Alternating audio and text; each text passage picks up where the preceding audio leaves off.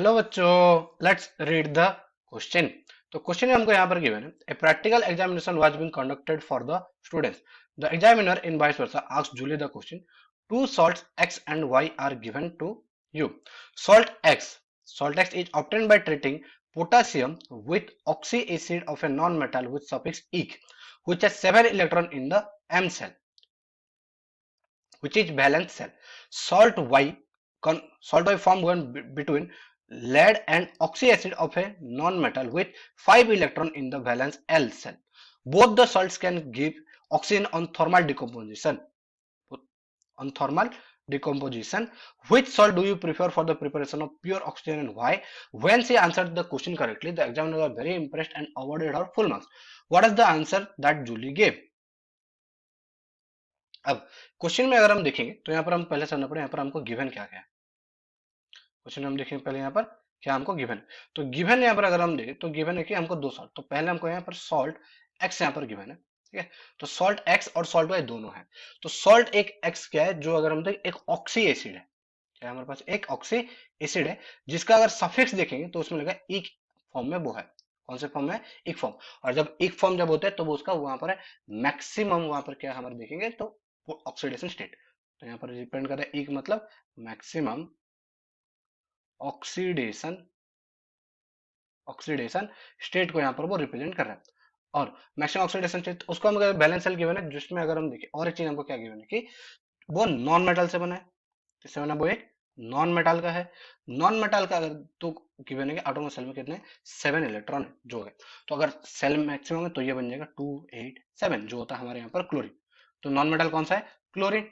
और अगर salt x की बात करें तो सॉल्ट एक्स जो है वो किसके साथ रिएक्ट करें? यहाँ पर पोटेशियम के साथ पोटेशियम रिएक्ट करें। तो पहले हमको समझना पड़े इसका ऑक्सीडेटिव सॉल्ट एक्स का अगर देखें ऑक्सी एसिड यहाँ पर क्या होगा, तो ऑक्सी एसिड यहाँ पर बन जाएगा अगर हम HClO3, जिसको हम कहते हैं क्लोरिक एसिड, इसको हम कहते हैं क्लोरिक एसिड होता है।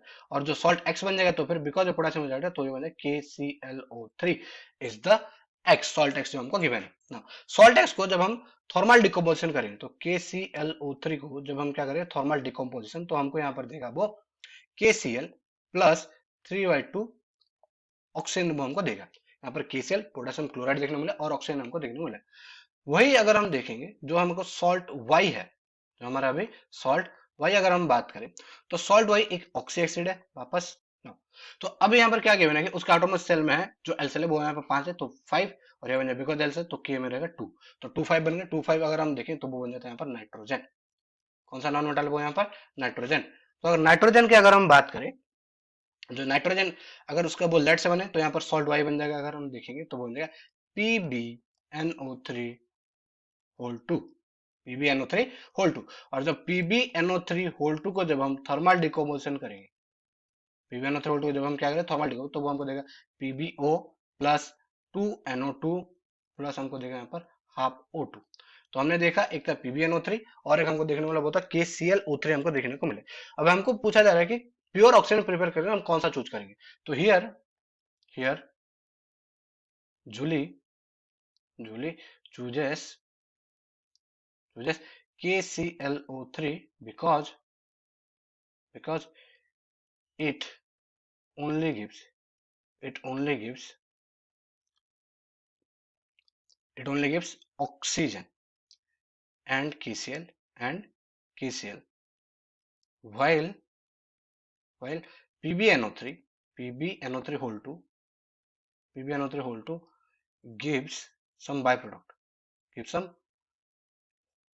some byproduct।